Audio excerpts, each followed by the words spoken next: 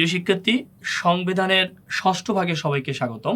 ষষ্ঠ ভাগ হচ্ছে অনুচ্ছেদ 94 থেকে 117 অনুচ্ছেদ পর্যন্ত।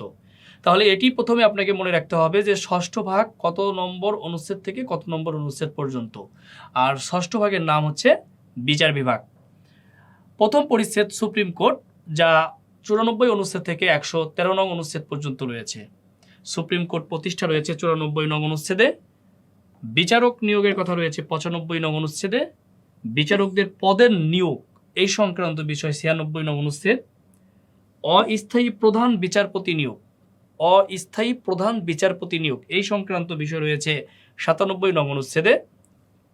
সুপ্রিম কোর্টের অতিরিক্ত বিচারকগণ, এটি 98 নং অনুচ্ছেদে থাকবে। 99 নং অনুচ্ছেদে অবসর গ্রহণের পর বিচারকগণের অক্ষমতা সম্পর্কিত তথ্য এখানে রয়েছে। প্রিলিমিনারির জন্য এই কি লাইনগুলো মনে রাখলেই আপনি আনসার করতে পারবেন। 100 নং অনুচ্ছেদ সুপ্রিম কোর্টের আসন। আপনারা জানেন যে দেশের সর্বোচ্চ আদালত হচ্ছে সুপ্রিম কোর্ট। সুপ্রিম কোর্টের দুইটি বিভাগ রয়েছে, একটি হাইকোর্ট বিভাগ আর একটি আপিল বিভাগ। 101 নং অনুচ্ছেদ হাইকোর্ট বিভাগের এখতিয়ার সম্পর্কে রয়েছে।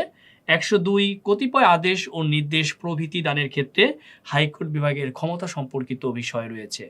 103 নং অনুচ্ছেদ আপিল বিভাগের এখতিয়ার সম্পর্কিত বিষয় রয়েছে।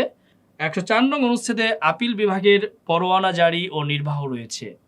105 নং অনুচ্ছেদ আপিল বিভাগ কর্তৃক রায় বা আদেশ পুনর্বিবেচনা রয়েছে।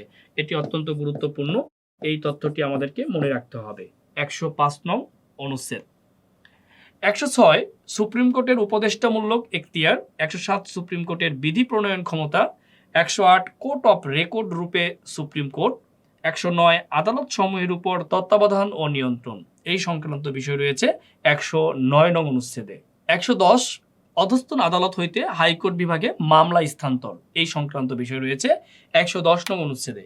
111 সুপ্রিম কোর্টের রায়ের বাধ্যতামূলক কার্যকারিতা। 112তে রয়েছে সুপ্রিম কোর্টের সহায়তা। 113 সুপ্রিম কোর্টের কর্মচারীগণ সম্পর্কে যে বিধিমালা তা 113 নং অনুচ্ছেদে রয়েছে। 114 অধ্যস্তন আদালত সমূহ প্রতিষ্ঠা। 115 অধ্যস্তন আদালতের নিয়োগ সংক্রান্ত বিষয়। 116 অধ্যস্তন আদালত সমূহের নিয়ন্ত্রণ ও শৃঙ্খলা সংক্রান্ত বিষয়। 116 ক বিচার বিভাগীয় কর্মচারীগণ বিচার কার্য পালনের ক্ষেত্রে স্বাধীন এই সংক্রান্ত বিষয় রয়েছে 116 এর ক নং অনুচ্ছেদে। প্রিয় শিক্ষার্থী, এই হচ্ছে ষষ্ঠ ভাগ। ষষ্ঠ ভাগের মধ্যে যে তথ্যগুলি রয়েছে এগুলি বিসিএস প্রিলিমিনারির জন্য খুব বেশি যে গুরুত্বপূর্ণ তা নয়। 105 নং বেশি গুরুত্বপূর্ণ ছিল, সেটি আপনাদেরকে মার্ক করে দিয়েছি। আপনি যদি সম্ভব হয় এগুলো বিস্তারিত পড়ার অবশ্যই পড়বেন। আমরা সপ্তম ভাগ এর ক্লাসের আমন্ত্রণ জানিয়ে ষষ্ঠ ভাগ এখানেই শেষ করছি। সবাইকে ধন্যবাদ।